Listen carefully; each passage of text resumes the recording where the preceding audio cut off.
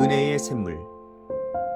내가 주는 물은 그 속에서 영생하도록 솟아나는 샘물이 되리라. 요한복음 4장 14절. 주님이 보여주시는 그림은 물이 흐르는 도랑이 아니라 생수가 솟는 샘입니다. 가득 채우라. 그러면 그에게 부어진 그대로 주님과의 생동력 있는 관계의 아름다움이 그 성도로부터 차고 넘치도록 흘러나올 것입니다. 만일 당신의 생명이 마땅히 넘쳐 흘러야 하는데 그렇지 않는다면 이는 당신이 책임을 져야 합니다. 뭔가 그 흐름을 막고 있는 것입니다. 근원에게 연결되어 있어야 합니다. 그러면 개인적으로 복을 받습니까? 아닙니다.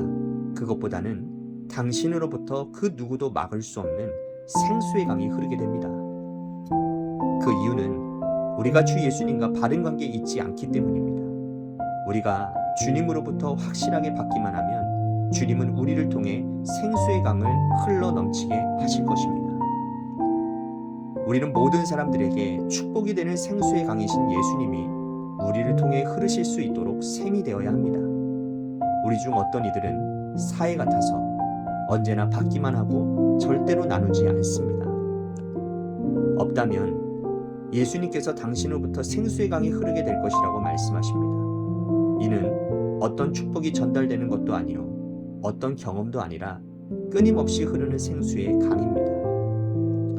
따라서 주님께서 차고 넘치도록 주시지 못하는 이유는 그만큼 주님과의 관계에 결함이 있는 것입니다. 당신과 예수님 사이에 거리를 만드는 뭔가가 있습니까? 그분을 믿는 믿음을 방해하는 것이 있습니까?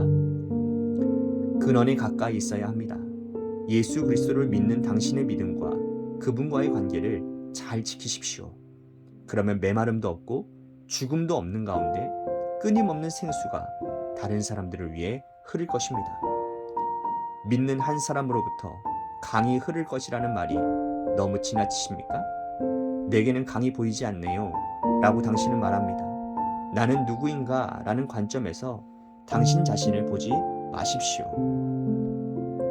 하나님 나라의 사역의 역사에서 보면 그 강물은 언제나 거의 보잘것없고 유명하지 않으며 무시당하지만 변함없이 주 예수님께 진실한 사람들로부터 시작됩니다.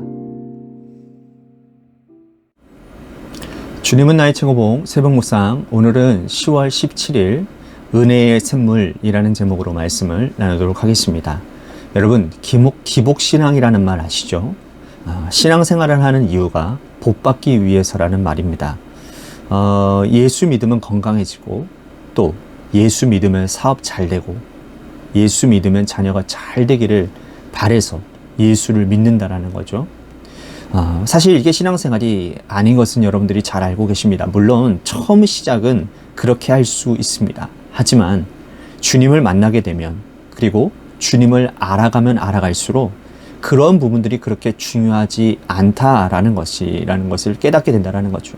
정말 중요한 것은 뭡니까?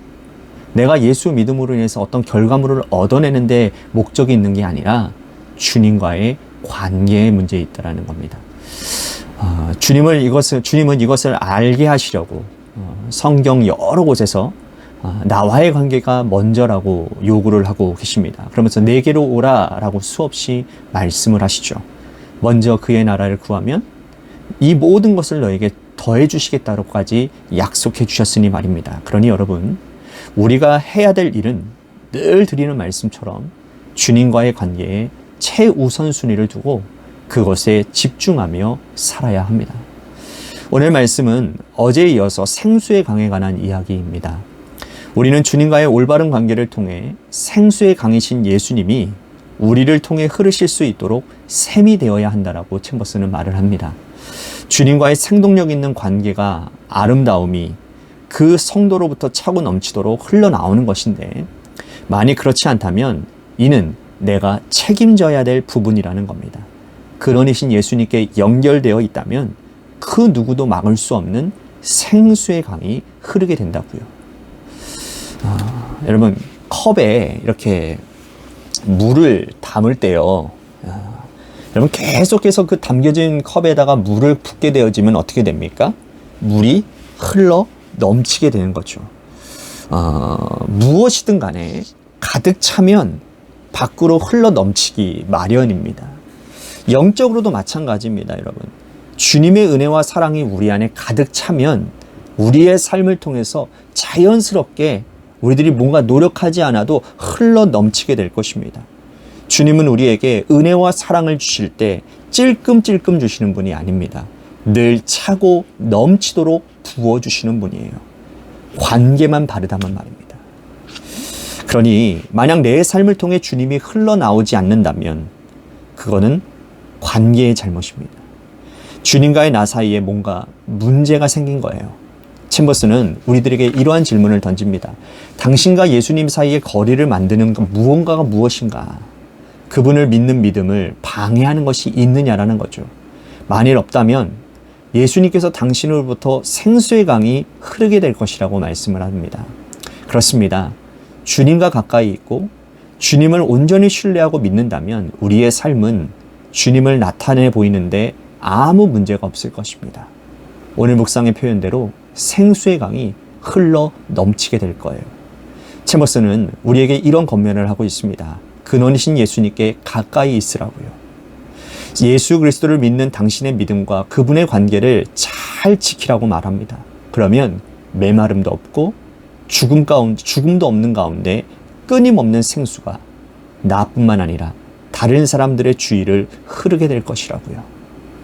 여기서 우리는 순서를 잘 기억해야 될 것 같습니다. 먼저 근원이신 예수님을 가까이 관계를 잘 지켜야 한다는 거예요. 그러면 우리 안에는 영적인 메마름도 죽음도 없습니다. 그리고 우리를 통해서 끊임없이 생수가 흘러 다른 사람들을 적시게 한다는 겁니다.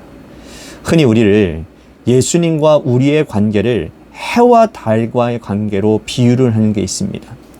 여러분, 달은요 자체적으로 빛을 내지 못해요. 그죠? 햇빛을 받아 그 빛을 비추는 것 뿐입니다. 달의 모양이 변하는 이유도요, 지구에 의해서 가려지기에 안 가려진 부분만 빛을 내는 겁니다.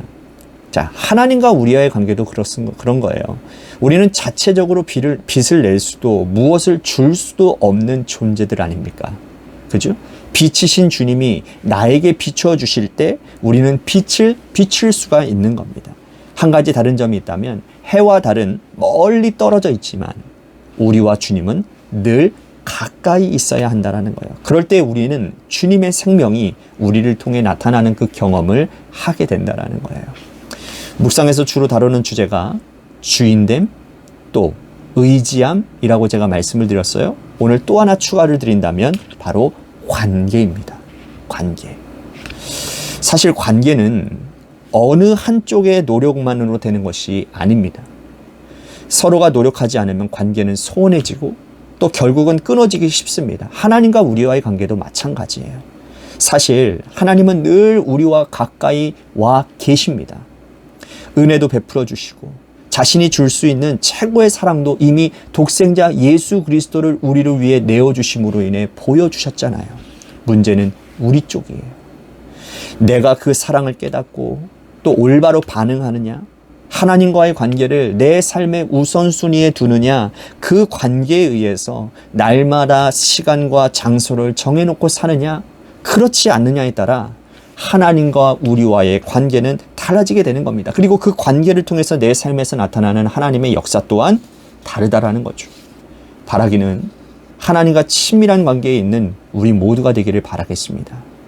그래서 여러분들을 통해 생명의 근원이신 주님이 나타나고 많은 사람들에게 생수를 나눠주는 복된 아브라함 축복의 통로의 역할을 감당하는 저와 여러분들이 되시기를 주님의 이름으로 간절히 축복하겠습니다. 아멘.